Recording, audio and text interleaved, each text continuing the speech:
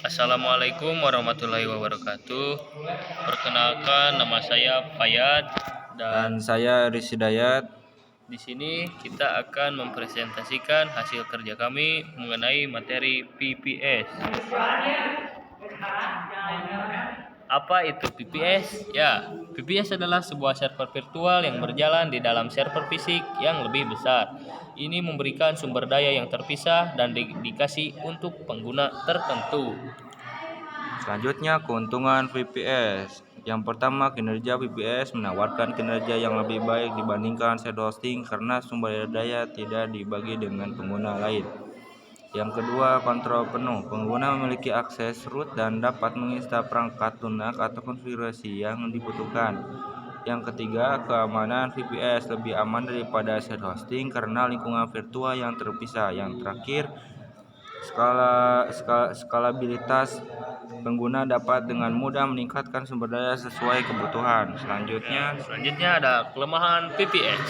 Yang pertama ada biaya. Meski lebih terjangkau dibandingkan dedicated server, PPS bisa lebih mahal dibandingkan share hosting. Dan yang kedua ada keterampilan teknis.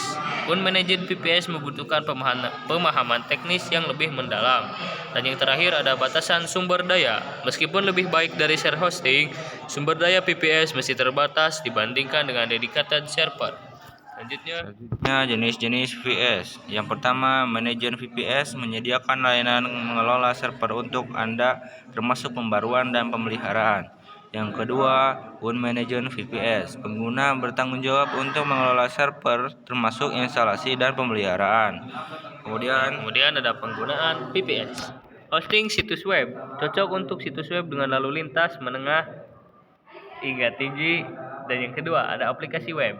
Ideal untuk aplikasi web yang memerlukan kinerja tinggi dan sumber daya khusus. Yang ketiga ada lingkungan pengembangan. Pengembang dapat menggunakan VPS untuk membangun dan menguji aplikasi.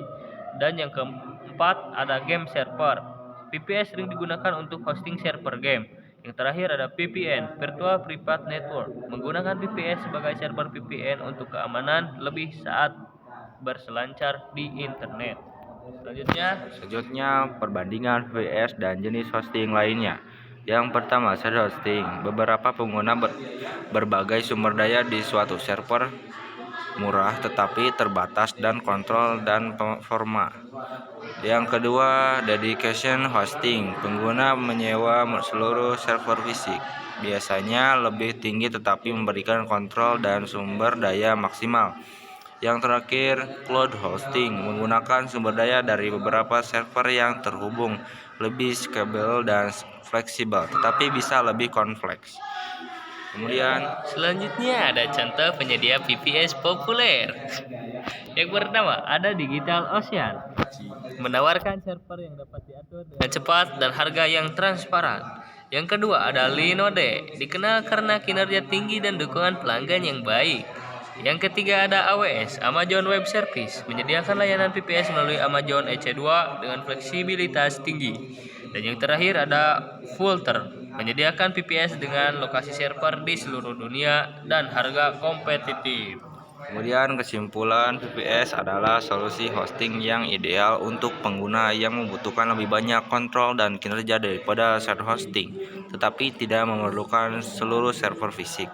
Dengan berbagai pilihan yang tersedia, penting untuk mempertimbangkan kebutuhan spesifik dan keterampilan teknik sebelum memilih jenis VPS. Ya, sekian presentasi yang kami sampaikan. Mohon maaf bila ada kesalahan. Wassalamualaikum Assalamualaikum warahmatullahi wabarakatuh.